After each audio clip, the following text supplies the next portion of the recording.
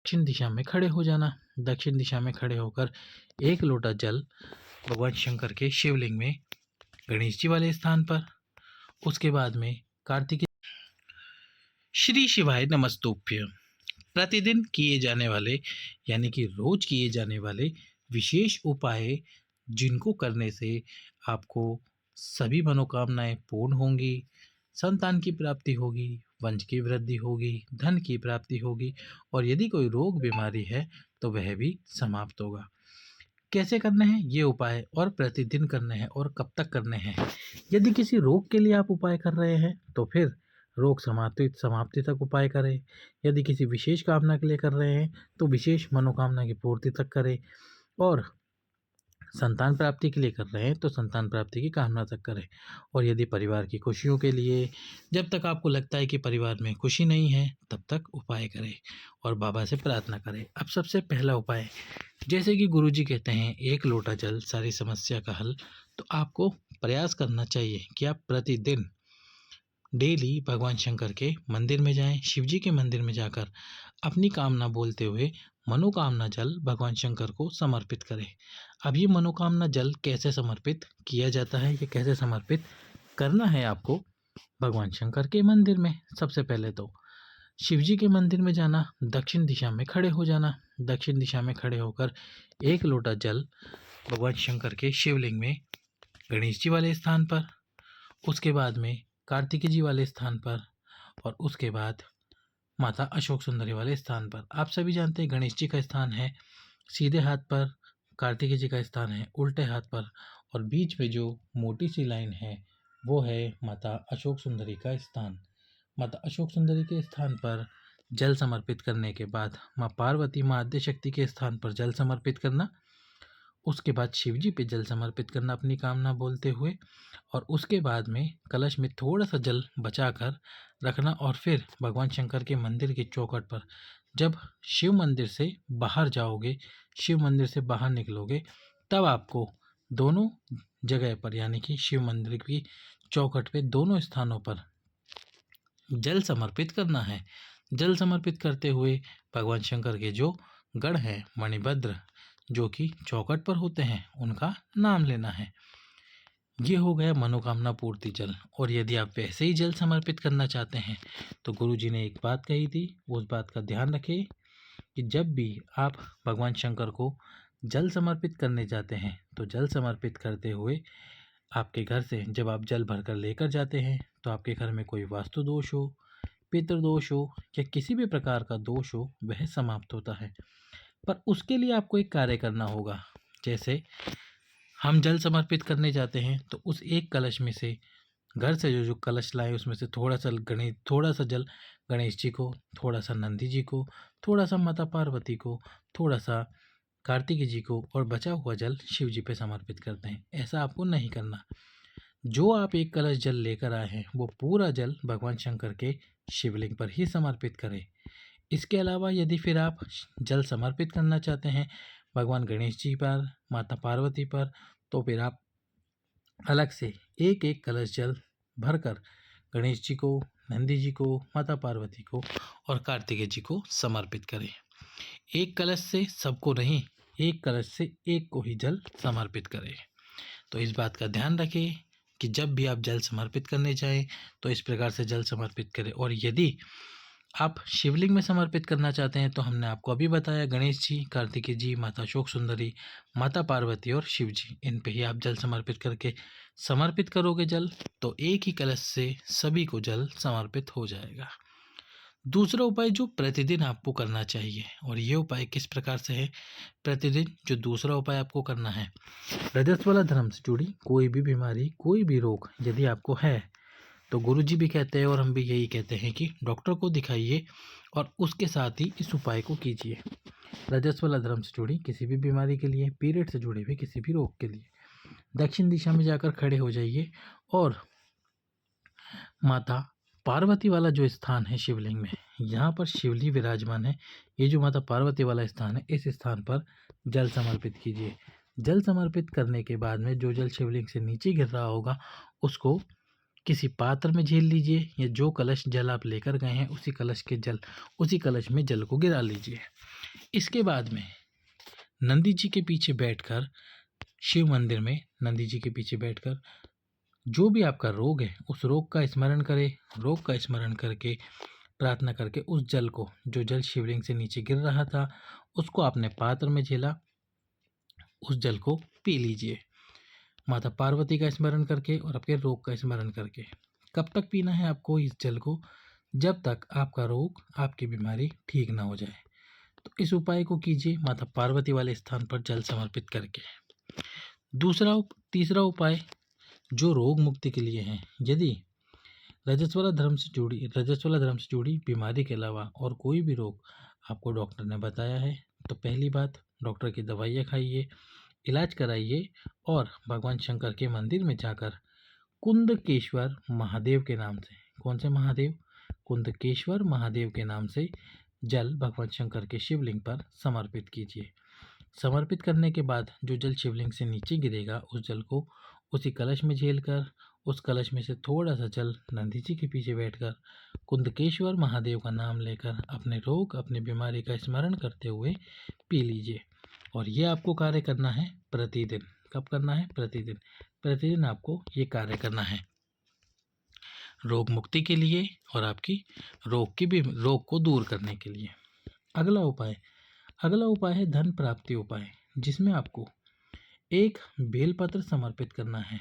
अब ये बेलपत्र समर्पित कैसे करना है? भगवान शंकर के शिवलिंग पर। और कब तक समर्पित करना है? कम से कम 21 दिनों तक तो आपको ये लगातार उपाय करना है। उसके बाद भी यदि आपकी जो उपाय है धन से संबंधित, आपकी जो समस्या है वो समाप्त नहीं हुई तो फिर उपाय लगातार करते रहें। क्या करना है?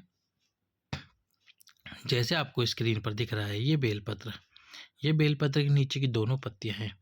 आपको इन दोनों पत्तियों से बेलपत्र पकड़ना है।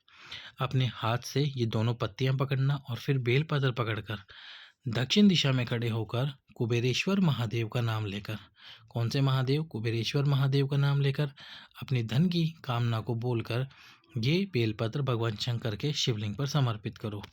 समर्पित करके अपनी कामना एक और बार बोलो। इसके बाद अगले दिन फिर जाओ और फिर बेलपत्र की नीचे वाली पत्तियों से बेलपत्र पकड़कर भगवान शंकर के शिवलिंग पे कुबेरेश्वर महादेव के नाम से बेलपत्र समर्पित करो। इस प्रकार से आपको लगातार ये उपाय करना है। रोग मुक्ति के लिए उपाय करना है, धन की समस्या के लिए, धन की जो समस्या आपके जीवन में चल रही है उसके लिए। अगला जो उपाय है वो है संतान प्राप्ति से संबंधित। संतान प्राप्ति से संबंधित एक बेलपत्र आपको समर्पित करना है। और ये जो बेलपत्र आप समर्पित करोगे अपनी विशेष कामना के लिए, इसमें आपको 1 लोटा जल, 1 बेलपत्र और 1 दीपक, लंबी बात का, ये 3 उपाय एक साथ करने हैं जो कि प्रतिदिन किए जाएंगे, यानी रोज किए जाएंगे।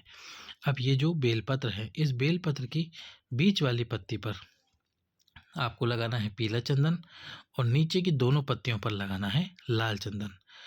पीला चंदन और लाल चंदन लगाने के बाद पूरी पत्ती पर लगाना है आपको।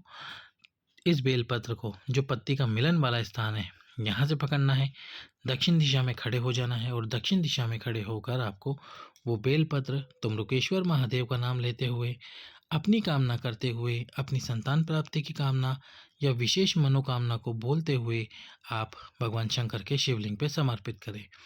पर वो समर्पित करने से पहले 1 लोटा जल तुम्रुकेश्वर महादेव का नाम लेकर समर्पित करें। उसके बाद ये बेलपत्र समर्पित करें और फिर जो दीपक आप लेकर आए हैं लंबी बात का, वही तुम्रुकेश्वर महादेव का नाम लेकर दीपक भगवान शंकर के सम्मुख में प्रज्वलित करें। इस प्रकार से आपको ये उपाय करना है संतान प्राप्ति के लिए, वंश की वृद्धि के लिए। और कब तक करना है? जब तक आपकी कामना पूर्ण नहीं हो जाती। क्योंकि ये उपाय है प्रतिदिन के, तो करने हैं आपको रोज, डेली। यदि आपने अभी तक इस वीडियो को लाइक नहीं किया है तो लाइक करें, चैनल को सब्सक्राइब करें, शेयर करें। अगला उपाय और अंतिम उपाय वो क्या है? वो है 2 दीपक वाला उपाय। आपकी कोई भी कामना हो, कैसी भी कामना हो, फिर वो धन से संबंधित हो या फिर आपकी कामना कोई विशेष कामना हो, संतान से संबंधित हो या फिर इसके अलावा और कोई भी काम ना हो, उसके लिए आपको ये उपाय करना है। 2 दीपक लेने हैं। अब दीपक के अंदर एक तो लगानी है गोल बात, एक लगानी है लंबी बात। 2 दीपक ले लेना, गोल बात और लंबी बात लगाना, और इन दोनों बात को केवल जो घी है उससे गीला कर लेना। अब आपको ये नियम बनाना है प्रतिदिन का, या तो भगवान शंकर के मंदिर में या फिर आपको बेलपत्री के वृक्ष के नीचे, दोनों में से किसी भी एक स्थान पर जो भी आपके आसपास हो वहाँ पर जाना है। दोनों दीपक लेकर जाने हैं और दोनों दीपक ले जाकर उस बेलपत्र के वृक्ष के नीचे या भगवान शंकर के सामने रख देने हैं। अब जिस एक कामना के लिए आप ये उपाय कर रहे हैं, उस एक कामना का स्मरण करना, शिव शक्ति का स्मरण करना, और दोनों दीपक की दोनों बातों को प्रज्वलित करना। ये उपाय कम से कम 2 महीने तो लगातार करना, 2 महीने लगातार करना। और यदि किसी दिन आपसे ये उपाय छूट जाता है, ध्यान नहीं रहता है, तो फिर से डे 1 से ये उपाय शुरू होगा। इसलिए उपाय करते समय ध्यान रखना, दीपक प्रदोष काल में प्रज्वलित करना। कौन से काल में? प्रदोष काल में। प्रदोष काल में दीपक प्रज्वलित करना। इस प्रकार से ये उपाय करना, 2 दीपक वाला विशेष उपाय विशेष कामना के लिए। अगला उपाय जो 1 लोटा जल है, वह समर्पित करना है आपको परिवार की खुशियों के लिए, परिवार की शांति के लिए। जो भगवान शंकर के शिवलिंग के ऊपर जलाधारी होती है, जो जलाधारी होती है, उस जलाधारी के अंदर आपको जल समर्पित करना है। और जल किस प्रकार से समर्पित करना है? जल समर्पित करना है आपको एक भगवान शंकर का नाम लेकर। और वो नाम कौन सा है? वो नाम है हाटकेश्वर महादेव। कौन से महादेव? हाटकेश्वर महादेव का नाम लेकर जब आप उस कलश को लेकर आएंगे इस जलाधारी में जल डालने के लिए, तो अपने परिवार के सभी सदस्यों का हाथ लगवाना कलश को, और फिर हाटकेश्वर महादेव का नाम लेकर आप ये उपाय करना। इस प्रकार से आपको ये उपाय करना है आपके परिवार की खुशियों के लिए, परिवार की शांति के लिए।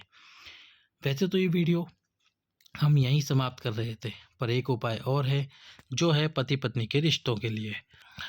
यदि पति और पत्नी के बीच में किसी बात को लेकर अनबन हो गई है, किसी बात को लेकर झगड़ा चल रहा है, दोनों में से कोई भी एक साथ में रहना चाहता है, तो फिर वो भगवान शंकर के मंदिर में जाएं एक कलश जल लेकर, और आपको एक महादेव का नाम लेना है, और वह है गृहपति महादेव। कौन से महादेव? गृहपति महादेव। ये गृहपति महादेव का नाम लेना है, और दोनों में से जो भी गए हैं, पत्नी गए हैं चाहे पति गए हैं, आपको अपने जीवन साथी का नाम लेना है, स्वयं का नाम लेना है, और महादेव से कामना करनी है कि हे भोलेनाथ, हम पे कृपा करो, हमारे बीच में जो लड़ाई चल रही है उसको समाप्त करके हमारे बीच में प्रेम बढ़ाओ। और महादेव का ये गृहपति महादेव का नाम लेकर उपाय करना, ताकि आपके जीवन में जो परेशानी चल रही है, जो लड़ाई चल रही है, वह पूरी तरह से समाप्त हो जाए। तो कीजिए ये सभी उपाय, जिस भी आपकी कामना के लिए आपको करने हैं, रोग मुक्ति के लिए करने हैं, परिवार की खुशियों के लिए करने हैं। प्रतिदिन किए जाने वाले उपाय हैं जो आपको करने चाहिए। लाइक करें, सब्सक्राइब करें, शेयर करें। हर हर महादेव।